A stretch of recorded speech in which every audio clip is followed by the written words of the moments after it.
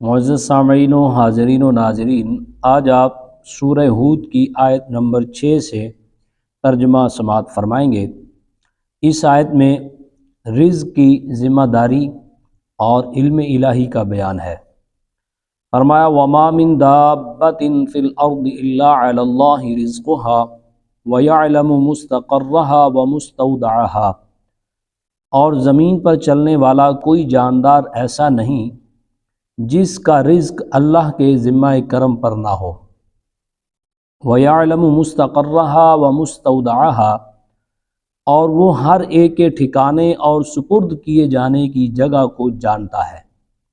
کُلٌ فی کتاب مبین، سب کچھ ایک صاف بیان کرنے والی کتاب میں موجود ہے۔ اس سے پچھلی آیت کو اگر آپ ذہن میں رکھیں گے تو بات سمجھ میں آئے گی۔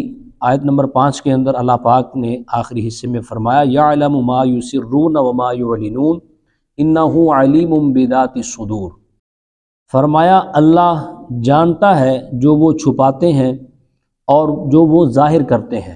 انہ علیم بذات الصدور، وہ تو سینوں میں چھپے ہوئے راز بھی جانتا ہے۔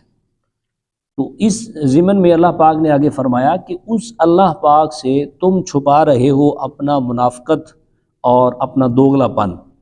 اس کے علم کا حال تو یہ ہے کہ وہ بلوں کے اندر کیڑے مکوڑوں کو بھی جانتا ہے اور ان کی زندگی کا سامان ان کو وہاں پر مہیا کرتا ہے، یعنی یہ اس کے علم کا حال ہے۔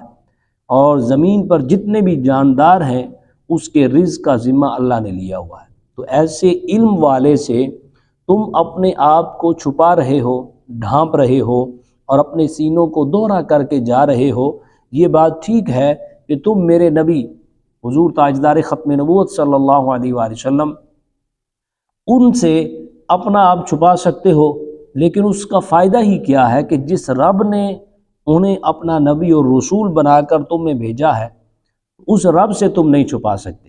یہاں تو علم الہی ہو گیا، اور ساتھ میں مفسرین فرماتے ہیں الا علی اللہ رزقھا کے اندر اللہ پاک نے فرما دیا کہ یہ بات یاد رکھو کہ رزق کی ذمہ داری وہ میری ہے، وہ میں اپنے فضل اور کرم سے رزق جو ہے وہ عطا کروں گا، لیکن جنت کی ذمہ داری میری نہیں ہے۔ یہاں یہ میں نے اضافی جملہ ایڈ کر دیا اس لیے کہ آج ہم رزق کے لیے اتنی محنت کرتے ہیں، صبح سے شام، شام سے پھر رات گئے تک، اور 24 گھنٹے بھی لوگ کام کرنے والے ہیں، اور پھر اس رزق کے لیے نہ ہم رشوت دیکھتے ہیں، نہ ہم جو ہے چوری، نہ ڈکیٹی، نہ کسی کا قتل، کسی چیز کا لحاظ ہی نہیں کرتے۔ ہم بے دھڑک ہو کر حلال و حرام کی تمیز کیے بغیر جو ہے وہ اس رزق کے پیچھے بھاگتے ہیں۔ تو اللہ پاک نے فرما دیا کہ یہ بات یاد رکھو، جس رزق کے پیچھے تم کھجل اور خراب ہو رہے ہو وہ رزق کا ذمہ تو مجھ پر ہے، وہ تو میں نے دینا ہے، اور جنت کی ذمہ داری میری نہیں ہے۔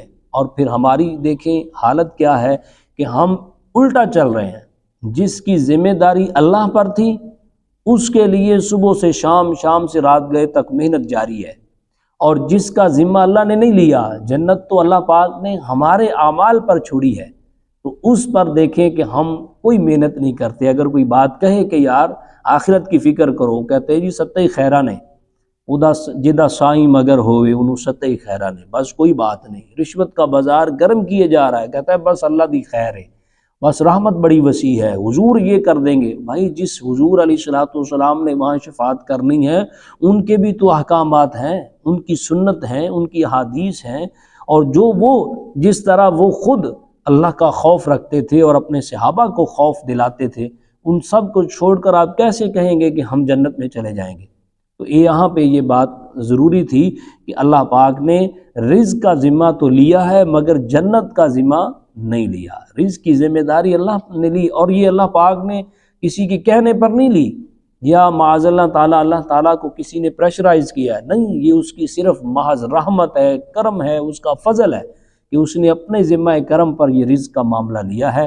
جنت ہمیں محنت کر کے حاصل کرنا ہوگی۔ اور اللہ نے فرمایا کل فی کتاب مبین، یہ ساری چیزیں ہم نے لوح محفوظ، وہاں پہ جو ایک صاف بیان کرنے والی کتاب ہے وہاں پہ لکھ دی ہیں۔ مفسرین فرماتے ہیں وہاں پہ لکھنے کا مقصد کیا ہے؟ معاذ اللہ تعالیٰ اللہ پاک بھول جاتا ہے؟ نہیں، صرف اللہ پاک نے لکھی ہیں کہ جو میرا محبوب اور مقبول بندہ ہو اپنے خاص بندوں کو اس کا علم بھی عطا فرما دیتا ہے، کہ اللہ کے خاص بندے لوح محفوظ کو دیکھ لیتے ہیں۔ اللہ تعالیٰ ہم سب کو قرآن مجید کا نور نصیب فرمائے، آمین ثم آمین، والسلام علیکم ورحمۃ اللہ وبرکاتہ۔